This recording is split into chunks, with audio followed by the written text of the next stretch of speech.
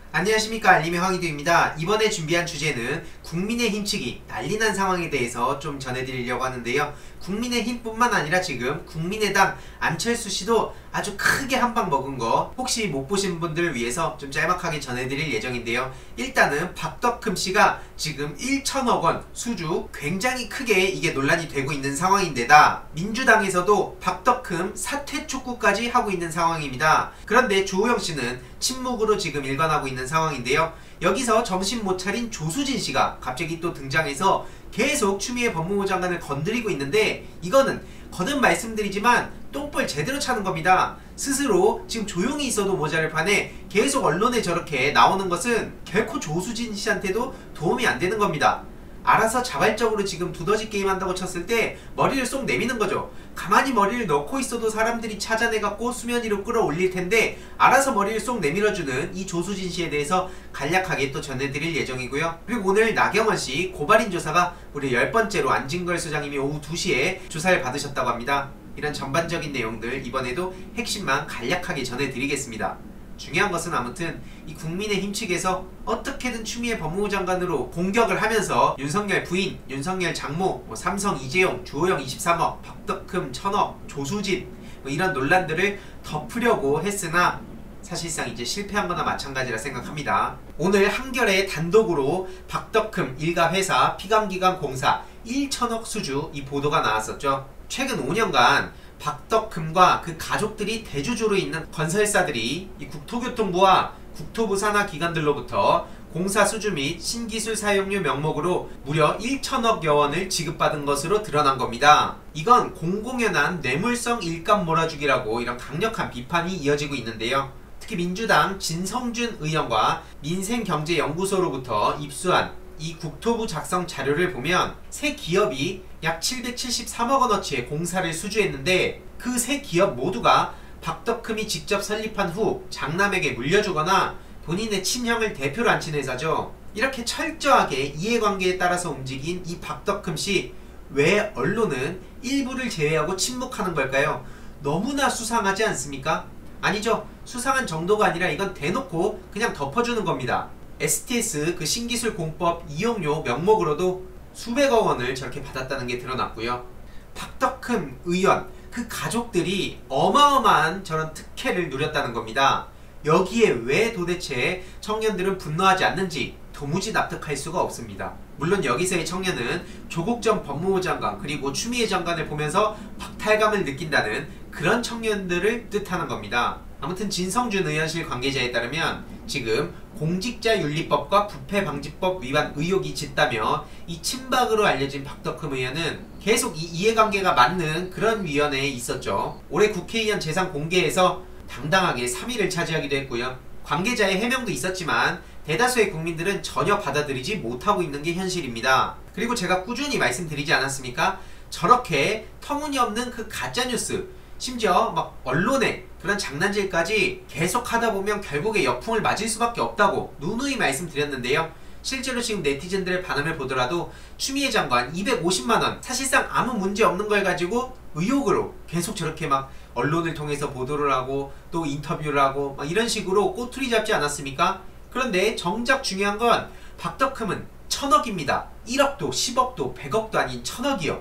1000억 대 250만원이 비교가 되나? 이거는 상식적인 국민이라면 도저히 받아들일 수가 없는 거죠. 이렇게 분노한 네티즌들의 목소리가 꾸준히 이어지고 있는 상황이고요. 민주당에서 앞서 말씀드렸듯이 박덕흠 의원의 사퇴를 촉구하는 목소리가 나오고 있습니다. 민주당 최인호 수석 대변인은 이를 도저히 묵과할 수 없다고 강하게 비판하며 모든 법적 조치를 감수해야 할 것이라고 강조하기도 했고요. 또 그간 이를 방치하고 동조한 국민의힘도 책임을 져야 할 것이라고 압박을 했습니다. 이런 상황에 주호영 씨는 박덕흠 수주 의혹에 대해선 입을 꼭 다물고 경위 파악 중이라고 하는데요. 무슨 경위 파악이 필요합니까?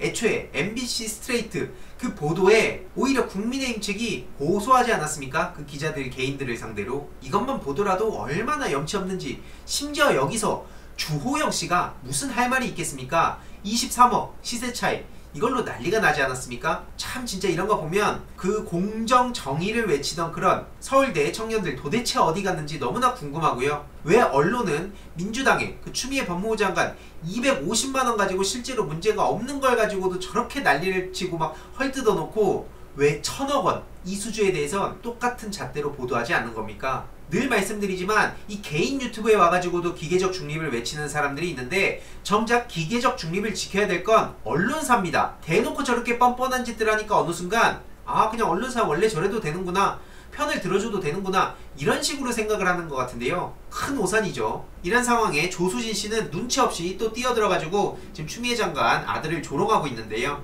페이스북에 막 저런 화랑무공 훈장 추천서라면서 저렇게 대놓고 조롱하는 페이스북을 올렸습니다. 하지만 네티즌들의 반응은 싸늘했는데요. 11억 뱉어내고 사라지라고 국민의힘 비판까지도 이어지고 있죠. 이게 압도적인 추천을 받는 상황인데요. 그 이유가 뭐겠습니까? 최근에 그래서 박덕흠, 조수진씨 직접 참자유민주청년연대 이름으로 그리고 안진걸 수장님과 시민단체 함께가 같이 이렇게 공동 고발을 마치고 오기도 했습니다.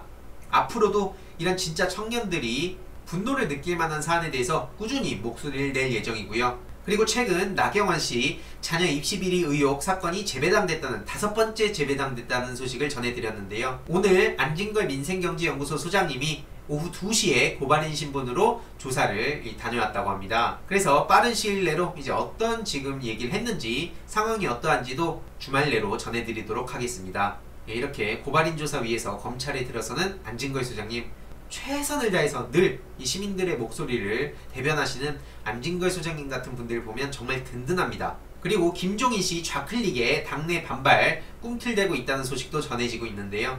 쉽게 말해서 김종인씨가 당명 개정 및 정강 정책 개정을 잇따라 성공하면서 안정 궤도에 올랐다는 평가가 일각에서 있다고 하는데 이런 좌클릭 행보에 대해서 당에서는 우려가 일고 있다는 겁니다. 일단 독불장군 이미지 그리고 주호영 씨와도 좀 다른 입장을 보이고 있어서 이렇게 충돌을 하는 게 느껴지는데요. 그러면서 김종인은 책임있는 정치인으로 강론을 제시하지 못하고 있다며 불만이 더 커질 것이라고도 저렇게 한 수도권 의원이 얘기했다고 합니다. 그리고 조혜진 의원 또한 정상적인 체제가 아니고 민주적이지도 않다며 당을 통합시키지도 못한다 그러면서 강하게 비판하기도 했죠. 그리고 국정감사가 끝난 후 본격적으로 김종인 씨에 대한 반발의 목소리가 커질 수 있다는 시각도 있습니다. 안철수 씨도 최근에 제대로 또 뼈를 맞는 사건이 있었는데요.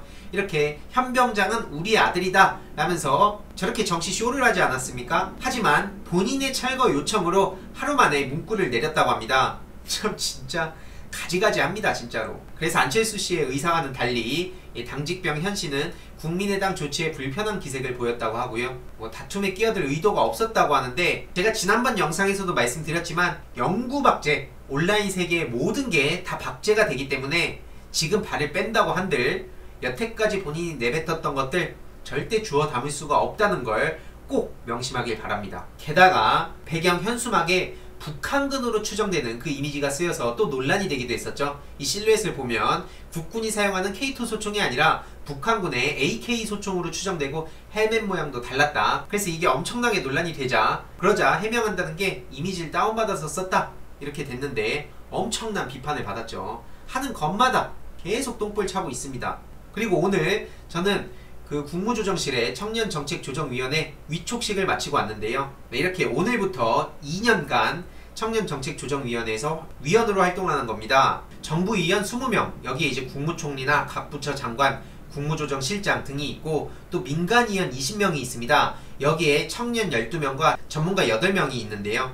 일자리, 주거, 교육, 생활, 참여 권리 분야 등 다양한 분야의 청년들이 함께 위촉이 됐습니다. 오늘 첫 회의를 했는데 정말 다양한 분야에서 또 전문가들이 이렇게 모여서 정말 든든하다는 생각이 들었는데요. 저는 그동안 말씀드렸듯이 암기 위주 교육 문제, 그리고 미디어 교육 컨트롤 타워 설립, 그리고 건강한 온라인 생태계 구축 등을 위해서 다양한 목소리를 낼 예정입니다. 특히 요즘 대다수 청년 청소년들은 온라인을 통해 사회 전반을 파악하고 있는데 이런 온라인 생태계의 심각성에 대해선 다들 잘 아실 겁니다. 대표적으로 일배 문제가 있죠. 중요한 건 지금 일배뿐만 아니라 다양한 커뮤니티가 그런 비슷한 생각을 가진 사람들이 퍼져 있다는 겁니다. 게다가 지금 많은 청소년들은 대기업보다도 수백만 유튜버를 꿈꾸고 있는데 BTS, 페이커 선수 등을 보더라도 이젠 더 이상 스카이 대학 입학만이 유일한 성공 코스가 아니라는 걸 다들 아실 겁니다. 특히 저는 프로게이머, 유튜버라는 기존 사회에선 전혀 인정받지 못했던 길을 걸어왔는데도